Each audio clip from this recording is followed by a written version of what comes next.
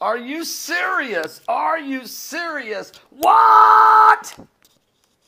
You telling me? Look, guys, I left New Jersey. I'm now in Tiberias, here in Israel.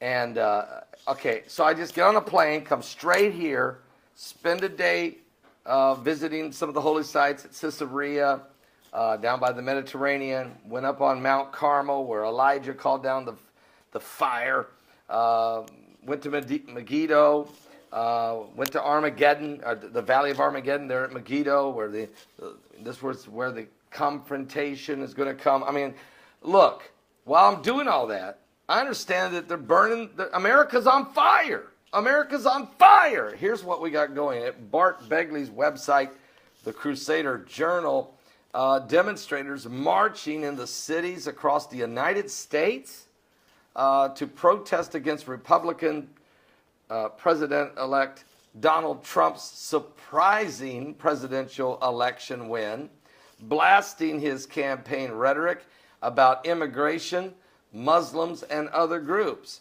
In New York, thousands of people filled the streets in Midtown Manhattan as they made their way to the Trump Tower. Trump's home, of course, on Fifth Avenue is the Trump Tower. And they made their way to the Trump Tower, Trump's home there. Hundreds of others gathered at Manhattan Park and shouted, "Not my president." In Los Angeles, protesters sat on the 110 and the 101 highway interchange, blocking traffic on one of the city's main arteries as police in riot gear tried to clear them. Some 13 protesters were arrested, and according to local CBS affiliates. An earlier rally and march in Los Angeles drew more than 5,000 people, many of them high school and college students. Local media was reporting and covering it. A demonstration of more than 6,000 people blocked traffic in Oakland, California, according to police. And protesters threw objects at police and riot gear, burned trash in the middle of the intersection, set off fireworks, smashed store windows, a lot of violence and damage. Police responded by throwing chemical irritants at the protesters, according to Reuters. 2 officers were injured in Oakland. 2 police squad cars were damaged. Johanna Watson, a spokeswoman for the Oakland Police Department, gave this report to CNN. And in downtown Chicago, an estimated 1,800 people gathered outside the Trump International Hotel and Tower, chanting phrases like "No Trump," "No KKK," "No Racist USA." Chicago police closed. What's going on? We had an election. The man won the election. And probably he had to fight against the New World Order. He had to go up against the beast. He had to go up against the mainstream media. He had to go up against the Democrat Party. He had to go up against the Republican Party. He had to go up against everybody. And he won the election. He won it. We all know. And the truth is, the whole time that he was running, they were lying through their teeth with the polls, saying he was down 7%, 8%, 12%. Are you serious? Are you seriously serious? Donald Trump has won this election. He's the president-elect. Now, we need he reaches out with healing. He wants to heal the nation. He wants to reach out to people. I know it was a nasty campaign on both sides. But Hillary has conceded. Who's paying these people to protest? George Soros? Is this a George Soros move again?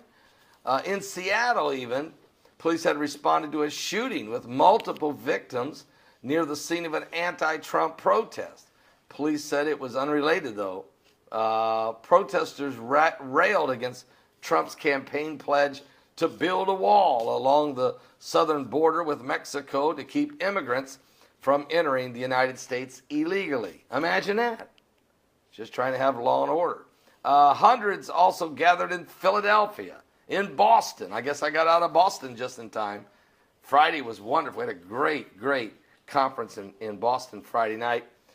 Portland, Oregon, protesting. Also, Austin, Texas, out of control. 400 people marched through the streets in Austin. A representative of the Trump campaign did not respond immediately to requests for comment on the protest, and Trump said in his victory speech that he would be president for all Americans, saying it's time for us to come together as one united people. Earlier this month, his campaign rejected the support of the Ku Klux Klan. He's said it at least 50 times he doesn't want the KKK's endorsement. What are you going to do if they just keep saying they're going to endorse you and you're saying, I don't want it, I don't want it, I don't want it? You know, the only racism that I'm seeing is this lawlessness and this violence. And, you know, it didn't help that Al Sharpton went on MSNBC the first thing after the election and basically stirred everybody up and challenged this. And he shouldn't have done that. I watched him do it live. I watched him do it. Now, I'll give Joe Scarborough a lot of credit. Within 4 minutes, he went to a break, and when we came back, Sharpton was off the set. But George Soros, I'm sure, is paying people. And this is what happens, guys, when you're dealing with lawlessness. Lawlessness. It's the spirit of the Antichrist. And Trump hasn't even got in the White House yet. And pray for his safety. I'm telling you that right now. Pray for his safety and his family, because this is ugly. Pray for America. We're going to be all right, guys. We're going to be okay. We're going to be fine. We're going to actually start to rise again. And church, you need to be praying and take advantage of this opportunity to push forward with the gospel of Jesus Christ and stand up for what is right. We got to do this. I'll be back later. Don't miss today's live broadcast at my website at www.paulbegleyprophecy.com. That's www.paulbegleyprophecy.com.